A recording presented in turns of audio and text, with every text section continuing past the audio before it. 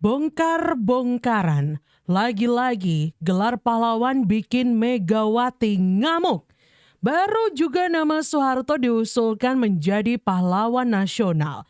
Bu Mega langsung pasang badan menjunjung setinggi langit nama Bung Karno. Seolah pahlawan di Indonesia cuma beliau seorang. Wah, ini bahaya sekali ya. Bisa-bisa anak-anak muda sekarang jadi lupa dengan jasa pahlawan besar lainnya yang juga mati-matian untuk Indonesia. Apakah semua jasa harus diukur dari darah siapa? Dengan segala pro dan kontranya. Jadi sebetulnya Soeharto pantas gak sih dapat gelar pahlawan itu? Simak selengkapnya ya. Makanya baru sekarang saya buka ini. Hanya karena ada top. Aduh, Republik Indonesia ini unik loh. Apa? Dapat lah, proklamator, bapak bangsa. Terus ini apa? Pahlawan. Lah, tapi kan ya, hati-hati loh kalau mau jadiin pahlawan niku loh. Lah jangan gampang dong. Kalau Pak Bung Karno benar pahlawan, karena saya berani bertanggung jawab.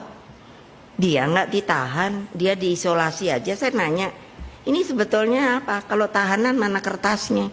Supaya saya kalau bisa ngadep kemana-mana. Never. Tidak ada. Tidak ada. Can you imagine yang namanya negara Pancasila, yang saya ngomong peri kemanusiaan, orang yang membuatnya itu dibegitukan tapi diam saja. Kami anak-anaknya, dia katakan diam. Makanya baru sekarang saya buka ini. Terus kalian mau kejadian begitu lagi? Mau? Nah, jangan bohong. Bayangkan loh, seorang putra bangsa dibegitukan hanya karena ada top. Mak Banteng begitu ngamuk teman-teman ya. Memukul meja gegara gelar pahlawan yang menurutnya tidak bisa diberikan secara cuma-cuma kepada seorang Soeharto. Tapi kembali lagi ya teman-teman ya. Apakah memang jasa-jasa selama Pak Soeharto menjabat sebagai presiden 32 tahun itu lantas ditolak begitu saja? Lantas dilupakan begitu saja? Gimana kalau menurut kalian? Yang membuat ini salah satunya adalah ya Megawati dengan PDIP-nya. Ya. Mereka menolak Pak Harto untuk menjadi pahlawan atau diberikan gelar pahlawan oleh negara. Ya, mereka dengan menyalahkan Pak Harto tapi meninggikan Soekarno, gitu kan. Jadi mereka memuji Soekarno setinggi langit, tapi mereka merendahkan Pak Harto serendah-rendahnya. Nah ini yang akhirnya memicu kelompok yang pro terhadap Pak Soeharto untuk membalas, gitu kan, untuk membalas, loh. Memang Soekarno orang suci gitu kan. Ini loh buktinya gitu kan. Dan akhirnya tersebar gitu. Ya generasi sekarang akhirnya melihat Soekarno dengan cara yang negatif. Akhirnya kan begitu. Ada selintingan-selintingan kabar kalau Pak Soeharto ini akan dijadikan pahlawan nasional. Cuma ya sekali lagi ya kita setuju aja sih sama Bang Teddy Gusnaidi begitu. Ketika Megawati meninggikan Soekarno setinggi langit, lalu kemudian merendahkan Soeharto serendah-rendahnya, lalu masyarakat harus bagaimana nih? Ada orang-orang yang suka dengan Soekarno, ada orang-orang yang tidak suka dengan Soekarno, begitupun sebaliknya kepada Soeharto teman-teman. Jadi saya rasa memang ya, kalau saya sih di tengah-tengah aja, tidak ada manusia suci. Menurut saya Pak Harto layak untuk jadi pahlawan, dia presiden. 32 tahun dia jadi presiden, banyak hal yang dia bikin. Bukan berarti dia tanpa kesalahan, tapi presiden sebelumnya juga berkuasa juga banyak kesalahan. Jadi saya tidak melihat ada argumentasi yang benar-benar solid bahwa ini orang nggak boleh jadi pahlawan. Bung Karno udah dapat gelar pahlawan tahun berapa? 2012? 2012 kan? Bung Karno di akhir masa hidupnya kan jadi totalitarian mungkin nggak ada pemilu, jadi paduka yang mulia presiden seumur hidup, nggak ada yang membalance dan korektif waktu itu, balancing powernya nggak ada. Tetap jadi pahlawan. Bung Karno sebelum merdeka ada riwayat jadi penganjur Romusa, perusahaan kerja paksa terbesar di dunia mungkin pada saat itu, tapi kita kan menimbang-nimbang jasa. Tetap dia layak untuk jadi pahlawan. Pak Harto dengan segitu panjang sejarah beliau itu banyak jasanya kalau menurut saya pribadi. Mungkin subjektif juga ya. Saya kan pengagum Pak Harto. Tapi memang kalau dipikir-pikir jasanya banyak sekali. Keluarga berencana itu betul-betul sukses dan efektif di zaman saya itu baik, bagus. Kalau kita nggak tahu tuh meledak kayak apa jumlah penduduk kita, dan mungkin pemerintah nggak sanggup untuk mendeliver kesejahteraan sosialnya. Coba kita lihat pendidikan. Satu-satunya protes orang yang lumayan valid tentang pendidikan zaman Pak Harto itu cuman soal gambar aja yang seragam. Gambar gunung 2, kemudian ada jalan di tengah-tengahnya. Sisanya kan pendidikan yang baik. Mungkin kalian juga kan produk pendidikan di zaman itu. Masa kita mau bilang pendidikan zaman itu jelek? Kita pagi-pagi olahraga dulu, senam pagi. Habis senam pagi, kalau di tempat saya dulu kita nyanyi lagu-lagu kebangsaan. Nggak ada di antara kita yang nggak hafal lagu-lagu kebangsaan, nggak ada yang nggak hafal Pancasila. Hari ini pendidikan matematika, pendidikan bagus kok. Tapi kan metode pengajaran makin lama makin berkembang. Tapi yang mata pelajaran citizenship-nya makin lama makin hilang. Mata pelajaran civic education-nya makin lama makin hilang. Sementara yang kuat itu waktu itu adalah itu di zamannya Pak Harto. Nah, ini kalau menurut Hasan Nasbi, Pak Harto ini layak untuk dijadikan pahlawan nasional, teman-teman. Kalau kalian gimana nih ya? Kalau menurut saya sih memang ya yang namanya pemimpin itu pasti ada plus minusnya, teman-teman. Baik itu Soekarno, baik itu Soeharto begitu. Masing-masing tentu kita tahu punya plus dan juga minusnya. Tapi balik lagi, Pak Soekarno saja dapat gelar pahlawan nasional dengan segala plus minusnya. Lalu kemudian kita bertanya, kenapa hal yang sama tidak berlaku kepada Pak Soeharto? Gimana kalau menurut kalian? Coba tulis pendapat kalian di kolom komentar ya. Pahlawan kepada Soeharto adalah tindakan buta sejarah, pengkhianatan paling keji atas reformasi, dan memperpanjang impunitas terhadap penjahat HAM. 32 tahun berkuasa, rezim otoriter Soeharto meninggalkan berbagai jejak kelam atas pelanggaran HAM berat yang belum tuntas sampai hari ini. Mulai dari pembantaian 1965, peristiwa Tanjung Priuk 1984, peristiwa Talang Sari 1989, penghilangan orang secara paksa selama periode 1997 sampai 98, termasuk pembunuhan aktivis perempuan Marsina dan jurnalis Udin, hingga pemberedelan media massa. Bahkan Soeharto juga tercatat sebagai presiden paling korup di dunia. Dengan serangkaian rekam jejak tersebut, maka Soeharto tidak pantas menyandang gelar pahlawan karena mengingkari nilai-nilai kemanusiaan, keadilan, dan kerakyatan. Pemberian gelar pahlawan terhadap Soeharto hanya menjadi pemutih dosa dan semakin melukai seluruh keluarga korban yang masih menuntut keadilan sampai hari ini. Untuk itu, tolak gelar pahlawan Soeharto.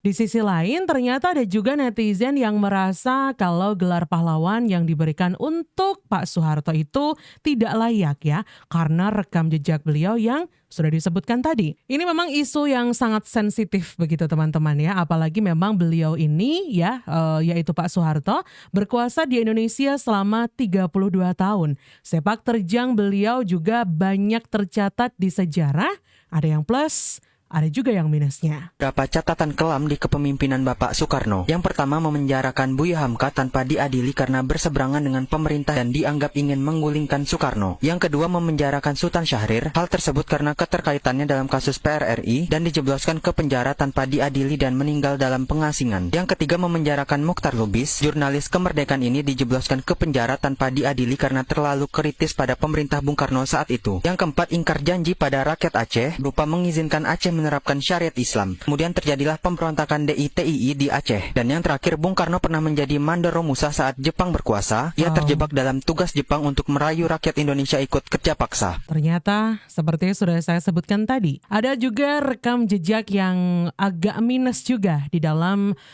rekam jejak dari Soekarno ini teman-teman ya. Rekam jejak Soekarno juga seperti yang kita tahu, Anda boleh juga cek di buku sejarah begitu ya. Ada hal-hal yang tidak baik dalam dirinya juga. Selain dia juga sebagai bapak proklamator. Tapi di sini sepertinya karena memang Pak Soekarno ini sudah mendapatkan gelar pahlawan nasional, jadi kita balik bertanya lagi nih, pantaskah Pak Soeharto mendapatkan gelar pahlawan nasional? Coba tulis pendapat kalian di kolom komentar. Kalau pribadi, saya menolak keras. Ya kan, apa sih hebatnya si Soeharto itu sebagai pahlawan hanya bisa membunuh jutaan rakyat Indonesia. Wow, udahlah. keras ya. Melanggar HAM, ya kan, membunuh jutaan rakyat, dan ada pelurusan sejarah, udahlah nggak ada pantasnya dijadikan pahlawan nasional. Jadi pembahasan di DPP juga nggak sih Mbak Ning untuk isu itu? Jadi pembahasan di Komisi 10. Iya, Karena tugasnya. ini berkaitan dengan Kementerian Kebudayaan. Itu Pak Diajukan Istilah. oleh Kementerian Sosial. Tentu ada beberapa hal yang perlu diverifikasi terlebih dahulu. Ripka Ciptaning dari PDIP yang dikenal sebagai anak PKI teman-teman ya, mengatakan bahwa dia tidak setuju Soeharto ini menjadi pahlawan nasional karena menilai Soeharto adalah seorang pelanggar HAM yang katanya menghabisi jutaan rakyat. Katanya seperti itu ya teman-teman. Ini emang agak sensitif nih ya, saya harus berhati-hati nih ngomong ini ya. Dan memang kalau kita lihat teman-teman, berdasarkan apa yang diomongkan dari PDIP yang kita tahu, memang mereka ini kan memang jalur kerasnya Pak Soekarno begitu ya. Saya rasa wajar saja mereka tidak suka akan hal itu. Tapi balik lagi nih, kita bertanya nih, misal nih di masa yang akan datang ketika Bu Megawati ini dijadikan pahlawan nasional, kemudian ada yang tidak suka gitu, apakah juga mereka akan ngamuk-ngamuk atau melakukan hal yang sama? Loh, nggak apa-apa dong, Bu Mega kan jasanya begini. Jadi memang ada yang namanya kontroversi di situ atau pertentangan atau juga yang suka begitu. Gimana kalau menurut kalian? Coba tulis di kolom komentar ya. Ibu Megawati kalau bicara mbok ya jangan berlebihan begitu toh. Masa sih hanya karena bapaknya menjadi seorang proklamator kemudian mengatakan bahwa kalau tidak ada Soekarno, kalian ini masih menjadi budak. Tidak begitu juga ya. Kemerdekaan bangsa ini tidak hanya perjuangan Bapak Soekarno tok. Masih banyak anak-anak bangsa dari berbagai macam suku bangsa, dari berbagai macam agama, mereka bersatu padu untuk mewujudkan Indonesia merdeka. Saya tidak mengecilkan arti bahwa Ibu Mega itu juga berjasa bagi negara ini. Ibu Megawati pernah menjadi presiden walaupun hanya sekedar lungsuran dari Gus Dur. Tapi itu saya anggap sebagai prestasi. Nah itu tadi teman-teman ya, ada juga netizen yang menyentil Megawati atas respon kerasnya ketika mengatakan atau menolak istilahnya untuk Pak Soeharto diberikan gelar sebagai pahlawan nasional. Kalau saya sendiri begitu ya, di sini saya memilih untuk abstain ya, karena memang kalau dipikir-pikir mau Soeharto diangkat jadi pahlawan nasional atau tidak itu kan tergantung dari pemerintah yang sedang berkuasa saat ini begitu ya. Saya ngikut aja lah ya. Tapi di sini yang justru saya soroti adalah sebuah ketidaklegowoan ya seorang pemimpin partai besar begitu. Yang katanya negarawan tapi kok begini amat sikapnya ya. Lebih terkesan ngambek dan juga tantrum gitu gak sih teman-teman? Misal nih ya, kita bertanya-tanya lagi nih, di masa depan beliau juga diangkat sebagai pahlawan nasional. Lalu ada pihak-pihak yang gak suka. Apakah lantas kemudian negara harus manut kepada yang tidak suka itu? Padahal kan jasa-jasa beliau, yaitu Bu Megawati ini di Indonesia ada begitu. Tapi ya balik lagi gitu. Ataukah justru melihat rekam jejaknya selama beliau hidup atau bagaimana? Apakah ini berjasa untuk negara atau tidak lalu kemudian tidak dijadikan sebagai pahlawan nasional? Gimana kalau menurut kalian ya? Sekali lagi, jika cuma dosa Soeharto yang kita ingat, lantas kenapa ingatan yang sama tidak kita berlakukan untuk Soekarno? Gimana kalau menurut kalian? Itu tadi untuk informasi dan video hari ini teman-teman. Terima kasih sudah menyaksikan sampai akhir. Jangan lupa untuk like videonya, subscribe channel Perspektifnya juga. Jangan lupa untuk share video ini sebanyak-banyaknya supaya makin banyak yang tercerahkan. Akhir kata saya pamit. Terima kasih sekali lagi. Mohon maaf kalau ada salah-salah kata. Sampai jumpa di video selanjutnya. Bye-bye.